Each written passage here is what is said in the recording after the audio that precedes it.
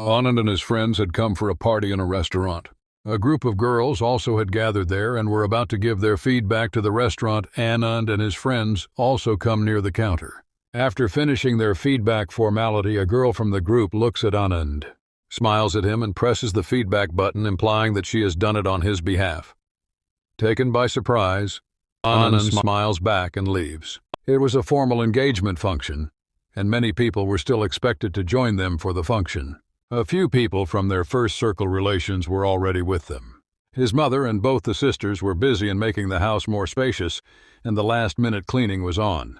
Coffee and tea were being served to the guests. The girl's relatives and friends, along with her parents, were expected soon. His choice to have the function in his house, as otherwise it is usual to do it in the girl's house. Finally, the group of people from the girl's side came, and introduction session started off quickly. Anand also sings as Sangeetha's father asks him to sing, and it's then that the second shock of his lifetime hits Anand right in his heart. He was simply stunned. A melodious voice had started attracting attention of the gathering. The voice was none other than Sangeetha's. It was no less than a big shock, and probably much bigger in magnitude than the one he had felt when he came to know that the girl could not speak. He was not able to control his emotion. He goes near the girl's group. Her friends start smiling at him, and he feels like jumping with joy. Words make a futile effort to come out of his mouth. His eyes were stuck at her. Time after he recovers from the pleasant shock, he asks one of her friends as to why did she pretend. She tells him that he would be in for another big surprise. As Anand was anxiously waiting for her to speak further, she tells him that Sangeetha has a rare characteristic in her, that she can look quite differently in a few minutes. It was not clear to him till he finds Sangeetha's diversified looks in her friend's mobile. He was amazed. He was not able to realize how could it be possible. But seeing is believing for him.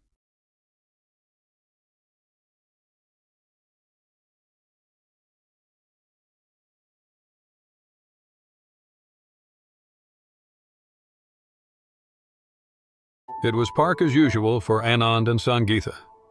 As Sangeetha starts talking about Anand's book Fortunes of Fire, Anand explains to Sangeetha about the importance of social responsibility. He explains as to how achievement, limits, and contentment help towards social help. The importance of giving is so much it becomes obvious when we think of the reality with regard to ocean to clouds and back to ocean way of nature providing water to all living beings. It's natural for the nature to expect human beings to practice humanity by way of giving back a part of earnings which they get from the society. Honesty brings about conscientious clarity and intellectual and intuitional integrity in the society.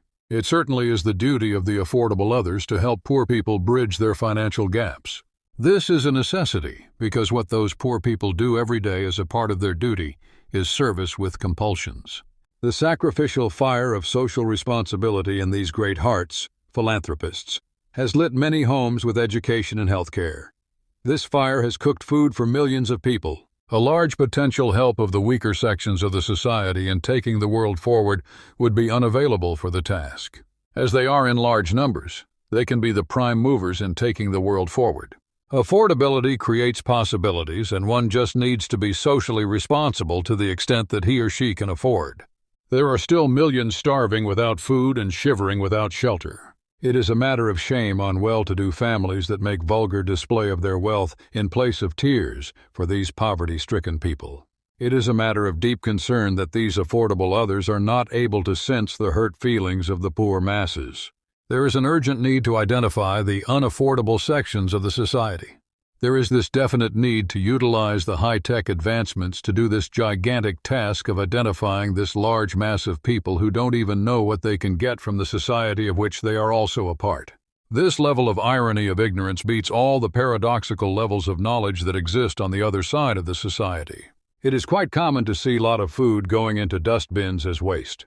The paradox of surplus food, staring in the face of the irony of foodlessness, is so visible that people are bound to think in terms of correcting this abnormal differential when the governmental measures are clearly and effectively in place.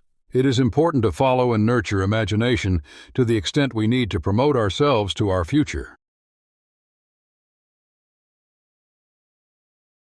Detachment is a limiting expression with spontaneity of philosophic thought.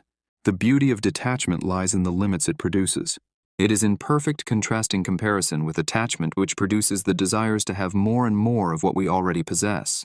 I told her that I have tried to present a comparative understanding of earth and sky with respect to human life. The sky presents an excellent sense of detachment and support. On the one hand, it remains untouched by anything, and on the other, it gives the necessary space to everything that needs it. The sense organs, too, present an excellent sense of detachment and support. The sense organs keep our life intact with their recurring and limiting action. At the outset, what I'm trying to say is that the entire universe is guided by limits and support. The examples of earth, sky, and our sense organs express detachment and support in clear terms. Basically, it is faith in limits, detachment, contentment, charity that forms a chain of positive thinking and goes well into the system of social responsibility as a necessity. Positive thinking about ourselves and others and social responsibility go together. Weaknesses like anger, envy, arrogance, lust, greed are quite common in people. Limiting the weaknesses of these negatively charged people to lower levels is absolutely necessary.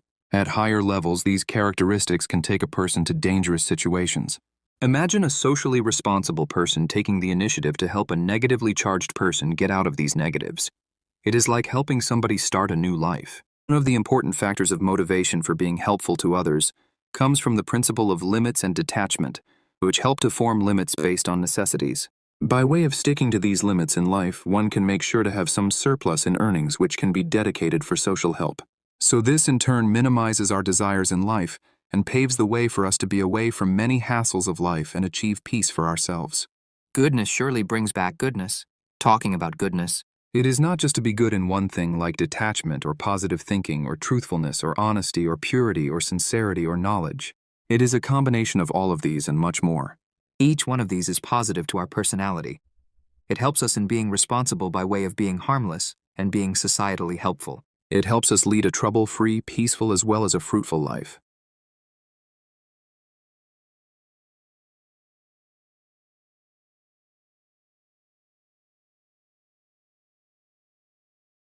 Anand was at the airport to see Sangeetha and her parents off to USA.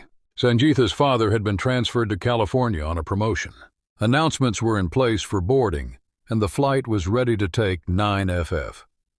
Sangeetha was smiling. Anand knew the reason because this was something she had learnt from him when she broke the news for him.